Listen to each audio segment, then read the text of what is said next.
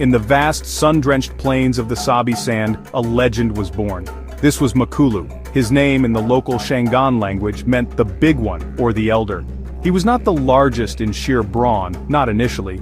Yet from his earliest days there was an aura about him. He possessed an old soul, wise beyond his years. Other cubs played with reckless abandon, Makulu observed. He learned, he calculated. Makulu's physical appearance was distinctive, yet it was his demeanor that truly set him apart. He carried himself with a quiet confidence, a silent assertion of authority. His eyes, deep and knowing, seemed to penetrate the very heart of the Bushveld. While other young males postured and fought for minor dominance, Makulu conserved his energy. He was the thinker, the planner, understanding that true strength lay not just in muscle, but in mind. The Mapogo coalition did not simply appear, it was forged. Makulu, the eldest of the core group, was central to this genesis. He was the anchor. While his younger brothers, like Kinky Tail and Mr. T, brought raw power and aggression, Makulu provided strategic thinking. He saw the potential in their combined strength. He understood that unity, properly directed, could overcome any obstacle. The vision of a dominant force began to take shape in Makulu's mind. Their early days as a coalition were a testament to this burgeoning strategy. They were 6 males, a formidable number, but numbers alone do not guarantee success in the brutal theater of lion politics. It was Makulu's subtle guidance that began to channel their collective might. He seemed to possess an innate understanding of territorial dynamics. He was often observing, directing, ensuring their efforts were focused and effective. The bond between these brothers was incredibly strong, almost unbreakable. Makulu, as the elder, commanded a natural respect. He led not through overt aggression but through a quiet assurance that inspired confidence. He was the architect of their rise, the silent partner whose intellect was the true backbone of this mighty coalition. Makulu's leadership was defined by his extraordinary strategic mind. He did not rely solely on brute force. Instead, he employed sophisticated and deadly tactics. One of his signature methods was the art of flanking. When confronting rival males or entire prides, Makulu would orchestrate maneuvers where parts of the coalition would attack from different directions. This created confusion and panic, scattering their enemies. Night raids were another hallmark of Makulu's strategic prowess. Under the cloak of darkness, the Mapogo would strike. Makulu understood the advantages that the night offered. He would lead his brothers on silent patrols, deep into enemy territory, identifying weaknesses. These nocturnal operations were carefully considered, showcasing Makulu's ability to think several steps ahead. His intelligence was also evident in his assessment of threats. Makulu possessed an uncanny ability to gauge the strength and resolve of his opponents. The reign of the Mapogo coalition, with Makulu as its strategic linchpin, was legendary. For nearly 6 years they held sway over an immense territory in the Sabi Sand Game Reserve. They were not just lions, they were emperors of their domain. Their presence reshaped the ecological landscape. The fear they instilled was palpable.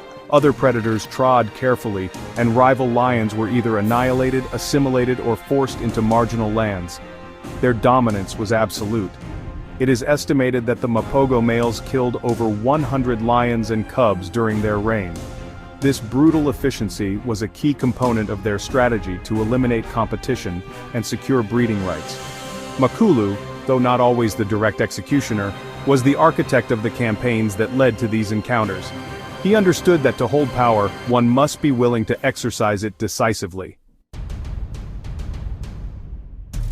The Mapogo coalition, with Makulu's strategic mind at its core, revolutionized lion dynamics in the Sabi Sand. Before their arrival, the balance of power was often held by smaller coalitions or single dominant males. The Mapogo, with their sheer numbers and coordinated aggression, shattered this old order. They demonstrated that a larger, well-orchestrated coalition could achieve a level of control previously thought impossible. This revolution was not merely about size, but about strategy. Makulu's influence ensured that their power was applied intelligently. They systematically dismantled existing power structures, pride by pride. This led to a period of intense upheaval initially, but it was followed by a new, albeit harsh, stability.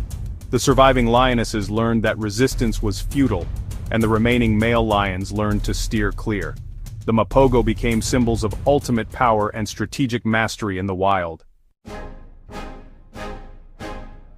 Even the most formidable empires can suffer from internal pressures, and the Mapogo coalition was no exception.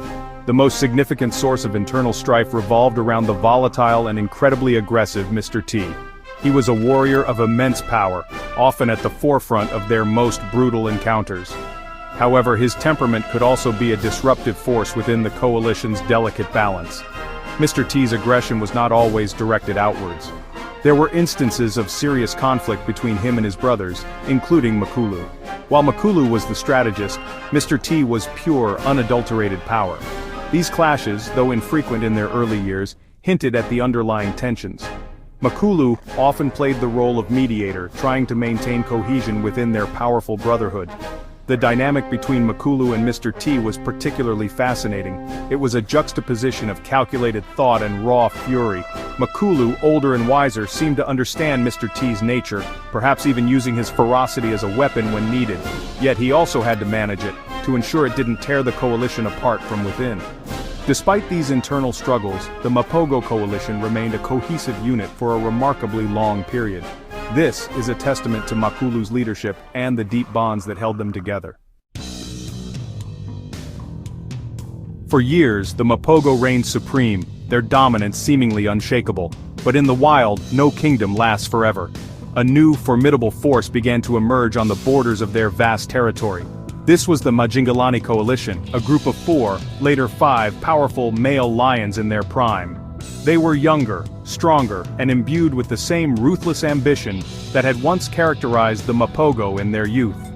The whispers of their approach grew louder, a gathering storm that threatened to engulf the established order. The era of unchallenged Mapogo rule was drawing to a close. The Majingilane were not just any challengers, they were a serious threat. Each male was a magnificent specimen, full of vigor and determination. They had honed their skills in the harsh wilderness, learning the art of coalition warfare. Their arrival marked the beginning of a new, bloody chapter in the Sabi Sands. The initial encounters between the Mapogo and the Majingilane were tentative at first, like two heavyweight boxers sizing each other up. Roars echoed through the night, not just of dominance but of challenge. Makulu, the old strategist, would have recognized the gravity of this new threat immediately. The full force of the Majingilane invasion was devastating. The younger, stronger coalition launched a relentless campaign against the aging Mapogo. One by one, Makulu's brothers fell or were scattered. The brutal realities of lion warfare were laid bare. Kinkytail was the first of the core Mapogo to be killed by the Majingilane in a fierce battle. His death sent shockwaves through the remaining members and signaled a significant shift in power. The once invincible Mapogo Empire was crumbling under the relentless assault of these new kings. Mr. T, the ferocious warrior, met his end in a particularly brutal and prolonged confrontation. His demise marked a critical turning point, leaving Makulu and a severely injured Pretty Boy as the last remnants of the once mighty 6. For most lions in such a situation, the end would be swift and certain. But Makulu was not most lions. His strategic mind, his greatest asset, was now his only hope for survival. In an extraordinary display of resilience and cunning, Makulu managed to evade the Majingilane. He used his intimate knowledge of the territory, his understanding of his enemy's movements, and his lifetime of experience to stay one step ahead. Makulu, the grand old man of the Mapogo, eventually faded into the Sabi Sands, his final days spent in the quiet solitude he had often seemed to prefer even in his prime. He lived to an impressive age for a wild male lion, especially one who had endured such a tumultuous reign and survived its violent overthrow. His death, when it came, was not in a blaze of glory against a rival, but likely a peaceful surrender to the inevitable passage of time. His physical presence was gone, but his story was already legend. The legacy of Makulu is etched deeply into the history of the Sabi Sands. He was the true architect of the Mapogo's dominance, the strategic genius who guided their raw power. He demonstrated that intelligence, planning, and an understanding of an enemy's psychology were as crucial, if not more so, than mere physical strength. The Mapogo coalition, under his influence, redefined what was possible for lion coalitions, setting new benchmarks for territorial control and longevity. Their reign became a captivating saga, studied by researchers and recounted with awe by all who knew of them. His impact extends beyond the sheer number of battles won or territory controlled. Makulu represented a different kind of leadership, He was not the most flamboyant, nor the most overtly aggressive of his brothers, yet, his quiet authority, his calculated approach, and his ability to maintain cohesion within a group of powerful individuals for so long speak volumes. He remains a towering figure in the annals of lion lore, a testament to the incredible adaptability and intelligence of these magnificent creatures. This was Makulu. He was a legend. He was a survivor.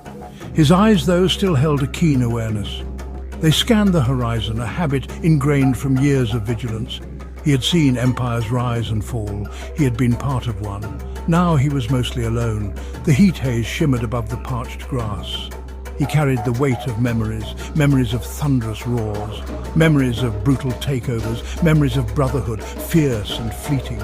Makulu was not just any lion. He possessed an intelligence that set him apart, a cunning that saw him through countless perils. While others relied on brute strength alone, Makulu understood strategy. He knew when to fight. More importantly, he knew when not to. In a world where only the strongest or the smartest survived, Makulu was both. His presence, even in his twilight years, commanded respect. Makulu, he had danced that dance better than most. Before the Mapogo, before the legend, there was a young Makulu. He was a nomad, a wanderer in a vast, dangerous land. He moved like a ghost through the territories of established prides. He learned early the perils of being a lone male. Dominant coalitions patrolled their borders with fierce possessiveness. An encounter could mean a savage fight, or worse, death, so Makulu learned to be invisible. He moved under the cover of darkness. He skirted the edges of power. He watched, he listened, he survived on scraps, on cunning, on the ability to disappear when danger loomed. This was his crucible, forging the resilience that would later define him. His early life was a masterclass in evasion. He was lean, hungry, always alert. He avoided the roars of resident males, the scent marks that screamed, "Trespassers will be punished." He witnessed the brutality of pride takeovers from a safe distance. He saw the swift, merciless dispatch of cubs by new males. These harsh lessons were seared into his mind. He understood the stakes. Survival was not just about finding food, it was about outthinking those who held power. He was a survivor, through and through. The winds of change began to blow across the Sabi Sand. A new force was gathering. A band of brothers, young and ambitious, were starting to make their presence felt. They were the Mapogo. They were different, they were many, and they were fearless. Makulu, the seasoned nomad, encountered them. Perhaps it was by chance, perhaps it was a calculated move on his part, sensing a shift in power. He was older than some of them, carrying the wisdom of his solitary years. He was not their biological brother, an outsider to their core bloodline, yet something drew them together. Or perhaps something made him indispensable to them. Makulu was not the largest. He was not the most overtly aggressive of the group that would become 6 strong. That distinction often went to the likes of Mr. T, a lion of terrifying ferocity. But Makulu brought something else to the nascent coalition. He brought experience. He brought a strategic mind. He had spent years observing, learning the weaknesses of established prides, the patterns of patrol, the art of the ambush. The younger, more impulsive Mapogo males, brimming with raw power, could benefit from such cunning. His inclusion was not a matter of charity, it was a strategic alliance. He added a layer of tactical depth to their formidable numbers and brute strength. The Mapogo era began. It was swift, it was brutal, it was unprecedented. Pride after pride fell before their onslaught. Their reputations spread like wildfire. They were relentless, they were merciless. They killed rival males, they killed cubs that were not their own. This was the harsh law of the savannah, ensuring their own bloodlines would prevail. Makulu played his part in these conquests. While Mr. T and Kinky Tail might have been the shock troops, the first to engage with terrifying ferocity, Makulu's influence was often in the planning, the approach, the exploitation of weaknesses he had observed. He understood the psychology of their opponents. Their dominance was absolute. For years, they ruled a vast swathe of the Sabi Sand. No other coalition dared challenge them. The roars of the Mapogo were the undisputed law of the land. Makulu, within this reign, was a figure of quiet strength. He was not always at the forefront of the most savage displays, but his presence was constant, his strategic input vital. He helped them secure and hold territory, a complex task requiring constant vigilance and coordinated effort. He knew how to divide their forces for patrols, how to respond to intrusions, how to ensure the safety of their own cubs once they began to sire them. His adaptability was key to their sustained success. Section 5, Cracks in the Coalition, the shadow of Mr. T. Even in the mightiest empires, cracks eventually appear. The Mapogo coalition, for all its power, was not immune to internal pressures. Mr. T's aggression was legendary but destabilizing. His unpredictable nature created unease. Makulu, ever the observer, noted these tensions. Internal struggles weakened their cohesion. Makulu's calm contrasted Mr. T's explosiveness. Their unity was being tested from within. Section 6. The Winds of Change, the Majingilane Challenge. The reign of the Mapogo, though long and brutal, could not last forever. New challengers eventually rise. In the Sabi Sands, a new coalition began to make its presence felt. They were young, they were strong, they were many. They were the Majingilane, and they had come to claim the throne. The arrival of the Majingilane marked the beginning of the end for the Mapogo era. The balance of power, so long tilted in favor of Makulu and his brothers, was about to shift dramatically. The winds of change were blowing fiercely across the plains, carrying the scent of fresh blood and impending conflict. The Majingilane were a formidable force, typically 4 or 5 strong males in their prime. They were hungry for territory, for prides, for the chance to pass on their own genes. They began to probe the Mapogo's vast domain, testing their defenses, looking for weaknesses. The aging Mapogo, some perhaps past their peak, now faced a united and determined enemy. The battles that ensued were epic, brutal and bloody. The Sabi Sands became a war zone. Makulu, ever the strategist, would have recognized the grave threat posed by this new coalition. He knew that their numbers and youthful vigor presented a serious challenge, perhaps an insurmountable one. As the Majingilane pressed their advantage, the Mapogo began to suffer losses. The legendary coalition started to crumble. Some were killed in direct confrontations. Section 7. A king dethroned, a survivor endures Makulu's strategic retreat. The Mapogo coalition was broken. The Majingilane now ruled. For Makulu, this meant a return to a life he knew from his youth, the life of a solitary male. But he was no longer a young, inexperienced nomad. He was an old lion, carrying the scars of countless battles and the wisdom of a king who had lost his throne. His retreat was not a panicked flight. It was a calculated move. He knew the land intimately. He knew where to find refuge, where the pressure from the new dominant males would be less intense. He faded back into the marginal areas, the spaces between territories, the places where a lone lion might just survive. His survival in this new reality was a testament to his incredible resilience. He was old. He was alone. He was a target for any ambitious young males or even the new ruling coalition if they chanced upon him. Yet, Makulu endured. He used his vast experience to find food, to avoid unnecessary conflict. He hunted smaller prey, scavenged when necessary, and relied on his cunning to stay one step ahead of danger. He was a shadow once more, but a shadow with a formidable past.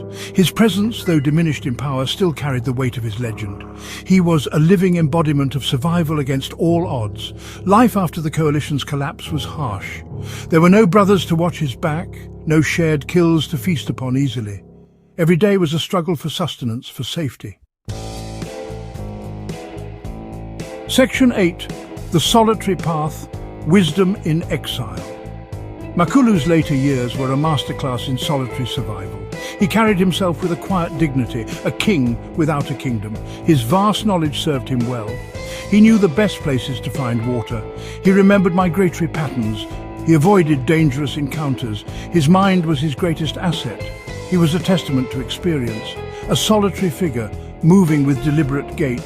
His senses remained sharp. His eyes missed little. He read signs in the dust. Constant awareness kept him safe, always prepared for trouble. His survival was an active engagement, profound wisdom in his solitude. He experienced power, brotherhood, and loss. Now he embodied a deeper understanding, living day by day, using his skills, a survivor of physical and psychological battles. His resilience was an inspiration. Section 9. Echoes in the Dust. The enduring legacy of Makulu. Makulu eventually disappeared from the Sabi Sand. No one knows exactly when or how he met his end. His genes, passed on during the Mapogo's reign, continued to flow through the lion populations of the region. His tactical genius also left an imprint. The legend of Makulu, the survivor, the thinker, the king, continues to be told. Makulu's story serves as a powerful reminder of the complexities of the natural world. The echoes of his roars, the memory of his calculating gaze, the tales of his exploits, they linger in the dust of the Sabi Sand.